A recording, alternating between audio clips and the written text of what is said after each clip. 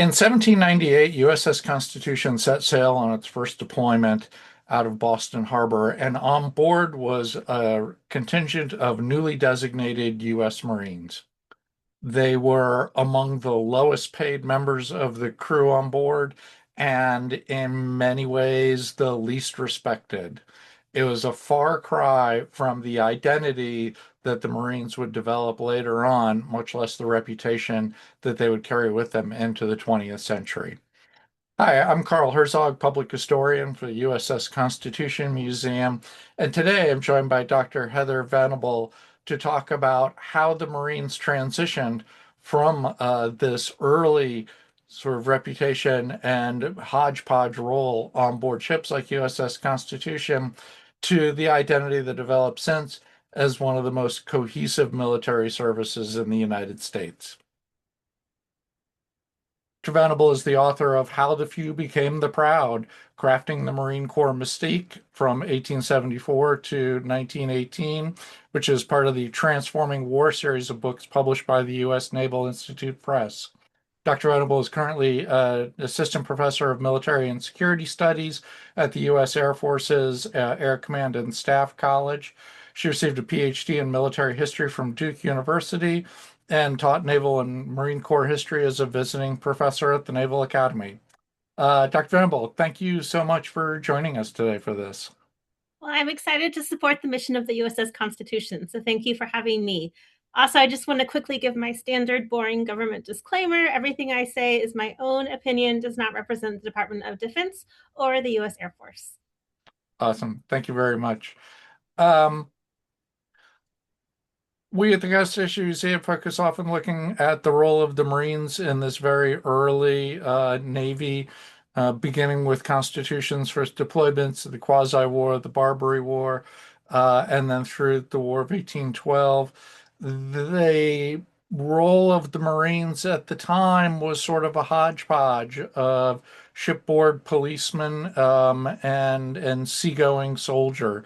They were stationed with the very specific intent of maintaining order and preventing the prospect of mutiny, a tradition that inherited from the Royal Marines on board British Royal Navy vessels that they kind of used as a model for that. So they were not quite part of the Navy, but not quite soldiers, although trained sort of more in Army protocol.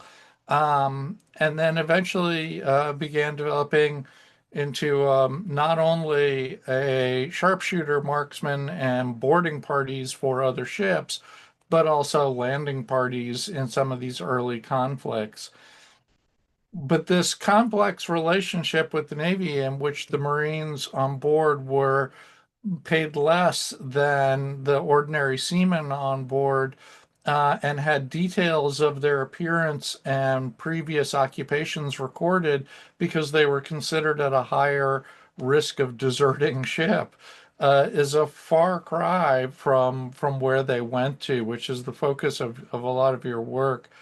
Um, let's start off at taking a look at the Marine Corps relationship to the Navy, which really seemed to change in the first couple decades of the 19th century. Can you talk a little bit about how that happened and what exactly happened there? Well, I think that in the midst of the American Revolution, it made sense for American political leaders to try to emulate the Royal Marine model. But what was really interesting, especially in the War of 1812 and the importance of impressment and sailors' rights, this really led to an important change in the relationship between the Navy and the Marine Corps because now the American Navy was developing its own unique identity, and that one was going to celebrate freedom as opposed to the experience of so many British sailors who served in the Royal Navy against their will. They also used that to make the argument that they weren't going to mutiny since they were volunteers. So again, you didn't need Marines. Even though the Marines and sailors fought alongside each other in 1812, that tension sort of grew up very quickly after that conflict and only increased. So, for example, in 1829, the USS Erie went to sea with a very happy naval crew because for the first time there were no Marines on board. So there was always tension between the two services. Another aspect of it is, you know, if you work in a building where people have different schedules, where one part of the year they're more intensively working than the other, and then you don't really understand what they're doing, there is a sense among sailors that Marines were just really lazy and they got to loaf around or stand there and look fancy when the ship was pulling into port. And from that, that's really arguably the origins of the sense that Marines were elite.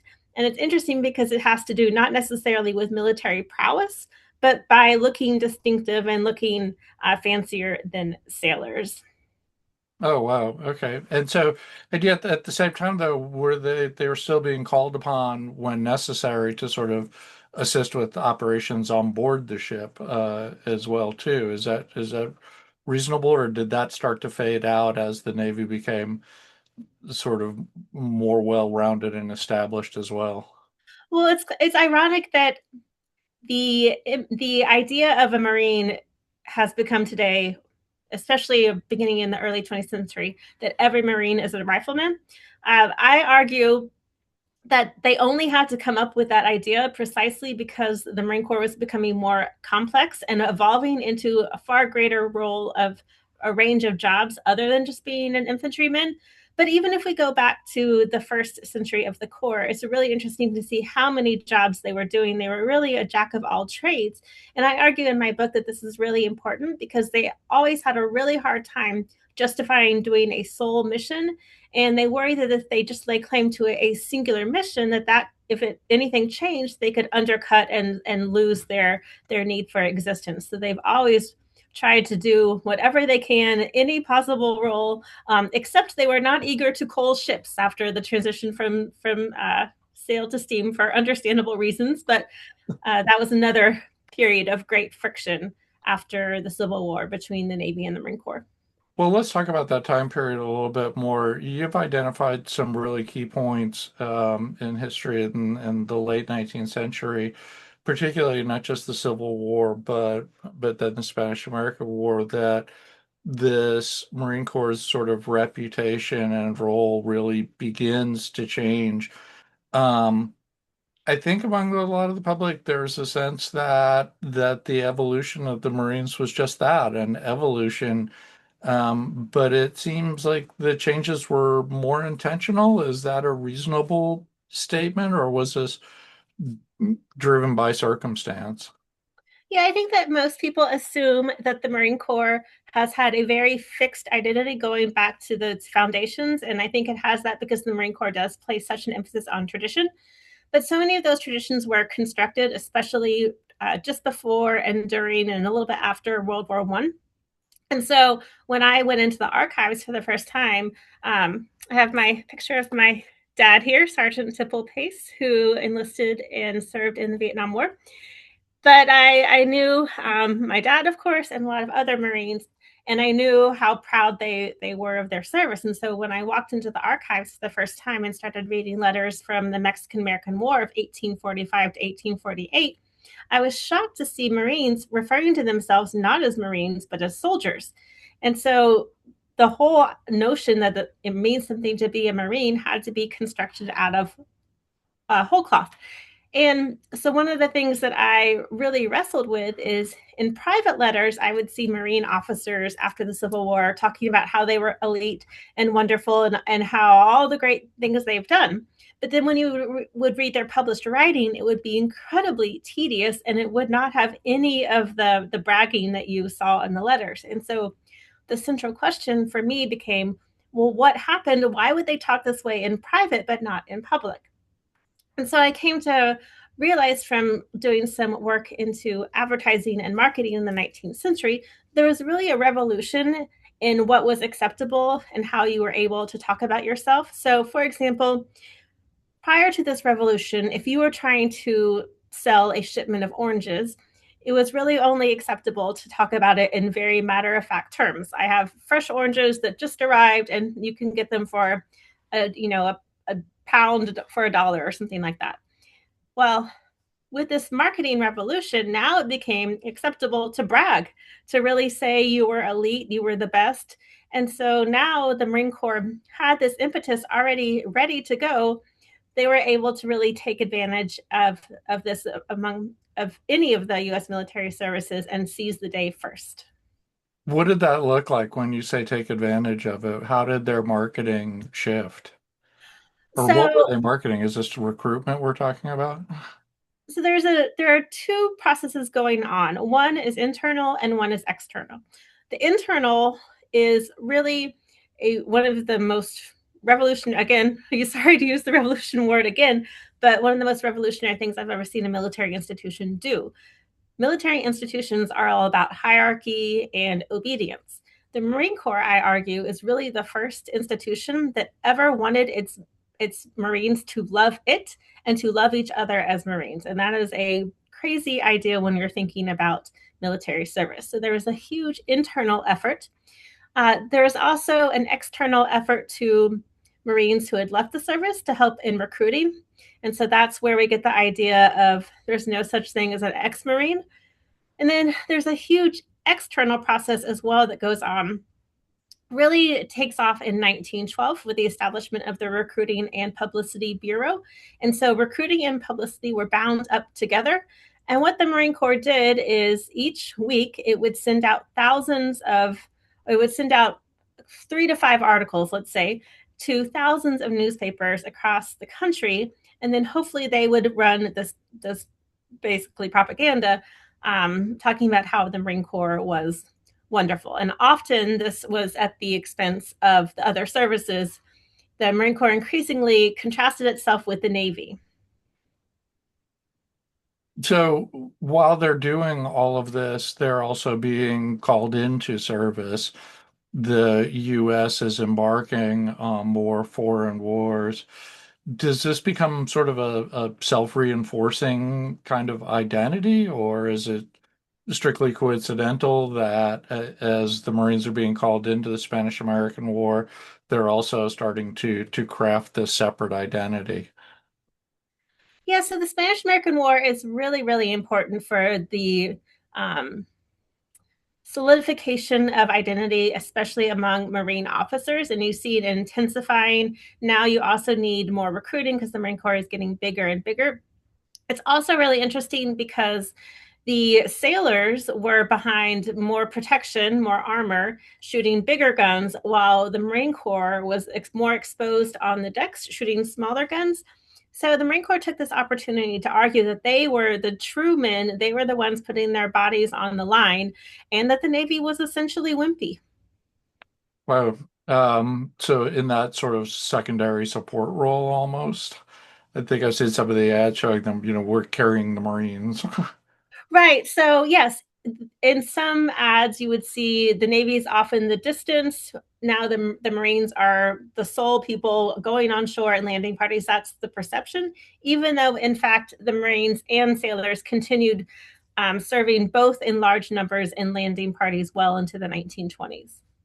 How did that emphasis on that sort of masculinity of being the real men, the real fighters, every man's a rifleman, how did that sort of influence the development of the Corps? I mean, at some point, women are being admitted to the Corps as well, too. How does that reconcile?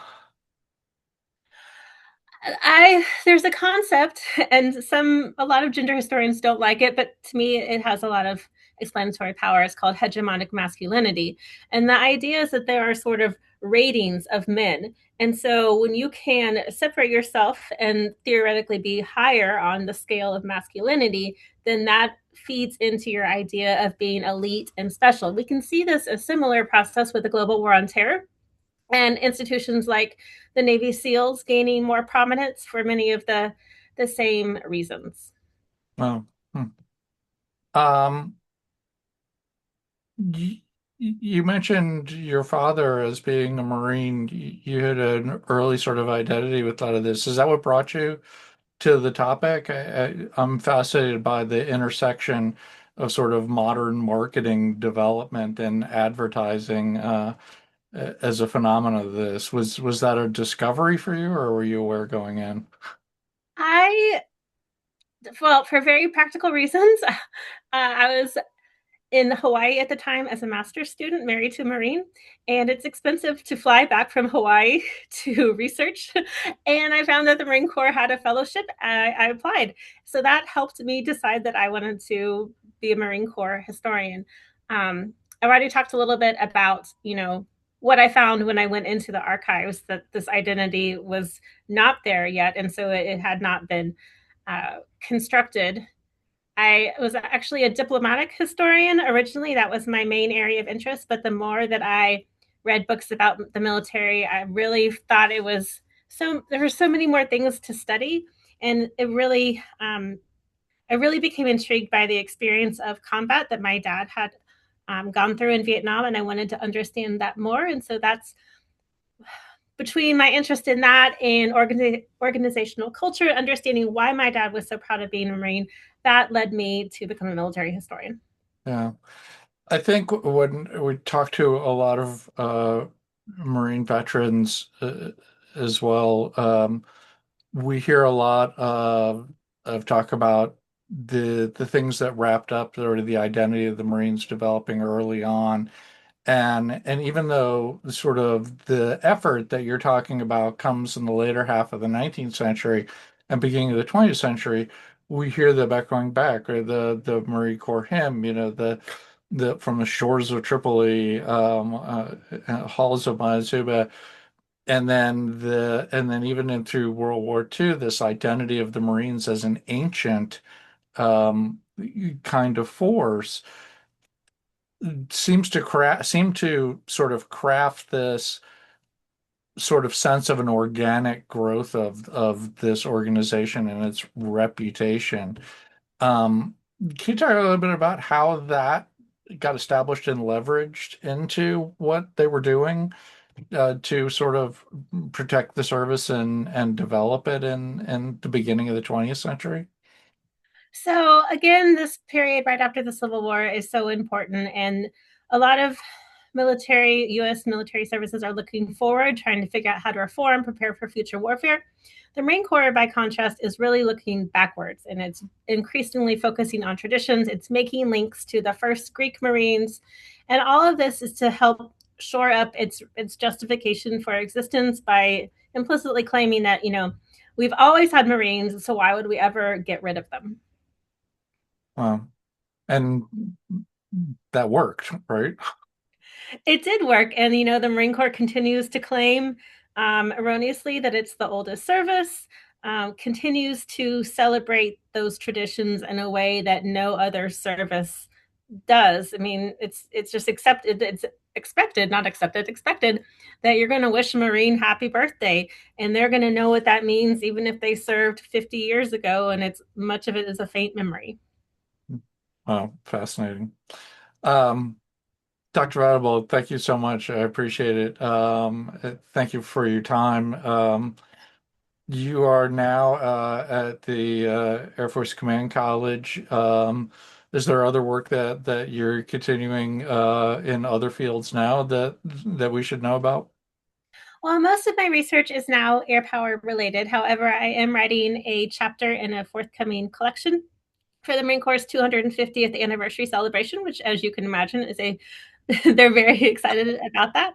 And so I will be looking at US public opinion over the entirety of the Marine Corps' existence to look and see what that is. My preliminary hypothesis, which I have found very unexpected, was that the Marine Corps assumes that the nation wants it, that US citizens believe in the Marine Corps.